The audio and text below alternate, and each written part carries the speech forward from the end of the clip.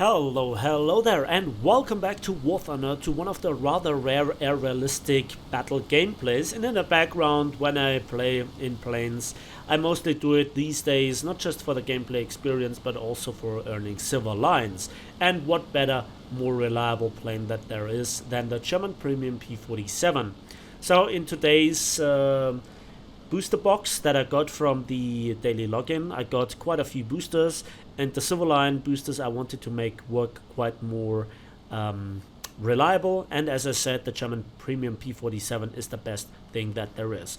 Good performance, very good high altitude performance, good speed, and 850 cals with a lot of ammunition. Nothing more there is to add to say. Now, about the gameplay, I will not lose that many words except on the end, where then the title will come in. So, bit of spoiler alert, 1 second, where that part comes in from the gameplay. And yeah, that's that part. The other part is about airfields. Airfields shall be the discussion point for this video, because there are many problems in War Thunder, especially in the neglected game mode that is RRB. Now a Gaijin pulls in even more supersonic jets with even more air-to-air missiles and all that stuff and yada, but about the game core problems, nothing is done. Nothing is done about them. They're not getting addressed, and so the pile of problems get higher and higher. And I think that this is a very bad development. Well, it's non-existent development if you talk about this. So what is the problem with airfields? Well, it's their unreliability. So first of all, there are 3 major points to make. First of all, their location, then their size and overall layout, and then the anti-aircraft on the airfields, and this is then topic number 3. So let's begin with the location of the airfields. I think overall it is fine, although there are maps such as Spain where the overall map design discussion can be done differently, and overall Spain has a lot of problems, especially for jets, where then the major combat takes place over the water where you can barely see anything, and the ground targets are on a completely other side of the map, and then there are AI bombers implemented also not in the greatest fashion. So this is the location part and the launch location of the airfield. I also like the ideas of the occasional aircraft carrier spawn on a Pacific map, although then it should be equal for both sides, which mostly is not the case.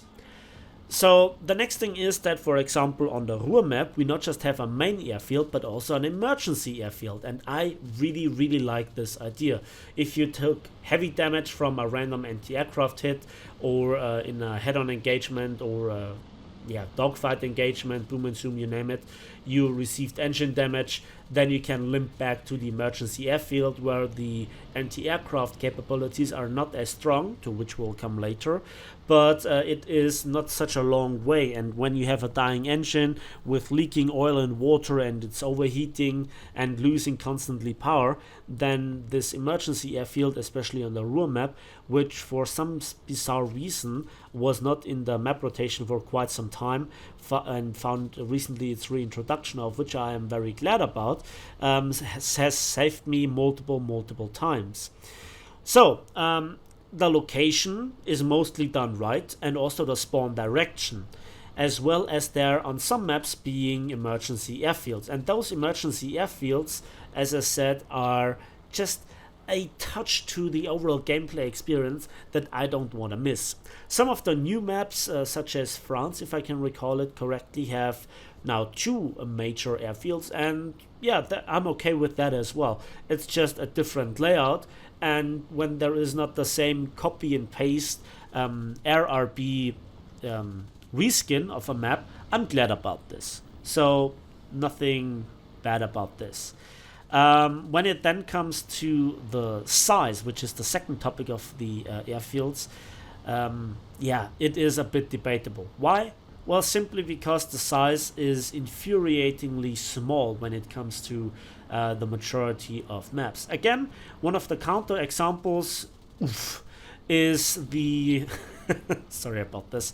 One of the counter examples is again the Ruhr map, where we have a proper airfield with concrete underground, and it is also long and wide, and you don't run into random lampposts or windsacks or any sort of stupid, strange tents on the side of the airfield.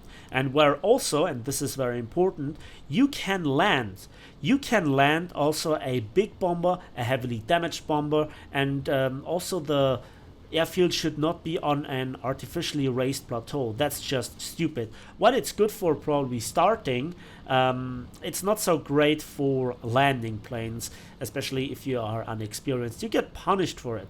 While you may argue that the steep learning curve in War Thunder is a good thing, with some planes where they have just ripped off landing flaps, or they don't have the greatest brakes in the first place, or you just have an emergency and you want to land rather quickly, but also you want to bring in the plane home, that is just really, really bad, okay, to land then a plane on an airfield as it is, for example, positioned on this map. And again, in low battle rating fighters that are undamaged and just try to get back fuel and ammunition, and maybe have minor wing damage or fuselage damage, it is not as prominent of a problem. But for me, as a seasoned bomber pilot, and also somebody that plays War Thunder for now 6 years, this is just it's one of those problems that shouldn't be a problem. Also, it is very frustrating if you miss a landing with, let's say, a damaged B-29 and you have to pay the 55,000 Silver Line repair cost. That's just pure frustration. So the solution: make airfields larger, bigger, maybe multiple runways behind each other if you're too lazy to implement it. Don't post them on a artificial plateau, and voila, fixed the problem. And I think the third part is now about the anti-aircraft batteries. Currently what we have in the game is that we have mostly only heavy anti-aircraft guns around the airfields, between 8 and 12 in most cases, if I can recall it correctly. And they just shoot even at long range, and are then really strange in the rate of fire that they do, changing between their capabilities. So what I think should be made is, again, with a look at the Ruhr map, and when I look at the emergency airfield for the Allied team, where I specifically know it, there is not just normal anti-aircraft batteries, but also light anti-aircraft batteries. With the last shell, I set the fire and get the kill on the B-25 for my ace. And now I have to go back to the airfield, and we will see the effect of the anti-aircraft batteries and why this is just so infuriating. And in fact, it was this gameplay that finally made me make a video on this topic. So again, this is kind of a little bit of a feedback for Gaijin, if they bother to watch on any of those videos in the first place. So now let's begin to talk about how it currently is. Well, you have large caliber anti-aircraft guns, and then when you get closer, the same guns shoot more rapid fire, but still with some sort of proximity fuses since the beginning of time. We have seen also multiple iterations of patches where in the first half of the patch, the anti-aircraft was absolutely deadly and just ripped any kind of plane apart, regardless at the speed of sound they were coming in, or very slow, and that was strange. So my suggestion would be make multiple rings about anti-aircraft batteries around the airfield. The outer circle remains the same, the heavy anti-aircraft batteries, which are mostly there for show, except from, let's say, 4 kilometers away, where they then get really effective and should have the proximity fuse approach. It's the weird Gaijin implementation of things, and it should definitely see a rework. Then some medium-sized anti-aircraft arrangements, let's say 37 millimeters or 40 millimeters, that just shoot at up to 4 kilometers as well, and that are more aggressive. And then close range 2 kilometer 20 millimeter gun arrangement that is super aggressive, so that this P-51 should be picked apart. I'm about to repair. 6, 5, 4, 3, 2, 1, he shoots and I explode. This exactly at the moment that the timer was on 0. So that's another point of unreliable. The timer is down, still I died and I didn't get relocated.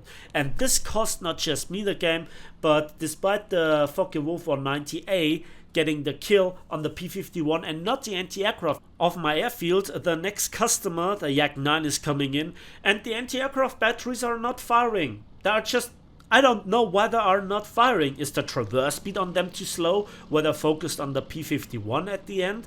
Do they start to firing at him now? Yeah, one of those batteries is opening up on him, and the Focke-Wulf was about to land, but he is so slow, so low, there is no chance that he gets away with it. I mean, he avoids the first attack of the Yak-9, but the Yak-9 now zooms in. And despite hearing the anti-aircraft batteries, only one of the 8 or 10 batteries that I have is opening up. Now a second one, and they just don't hit. And that's just not enough volume of fire to make it really unattractive. There is no chance that the Focke-Wulf can land, and now he dies. So there is no safe zone. I know that on the other hand, we have now this problem that a lot of people, when the anti-aircraft works, is just working around the, or just flying around the anti-aircraft bubble, especially a jet gameplay, I see this very often, try to just lure the enemy jets into the anti-aircraft, and strangely enough, when I attack, the anti-aircraft always works, shooting me down 8 out of 10 times. So it's not an easy solution for the problem, but still, it could be done way better. And this is pure frustration. 5 kills, premium plane, premium account, 150% civil line booster, so effectively doubling the income. And that cost me so much. This could have been, well, over 200,000 civil lines easily, so now I have to settle for 160,000. That's pure frustration. I hate this. Please, God should address this. For the love of God, RRB needs a little bit of attention, and this is one of the best ways to begin with it. That's not all that would solve all the problems, but it's a first step. It's not too expensive to implement. It's not too difficult to do, I guess, but still, it would help just so much.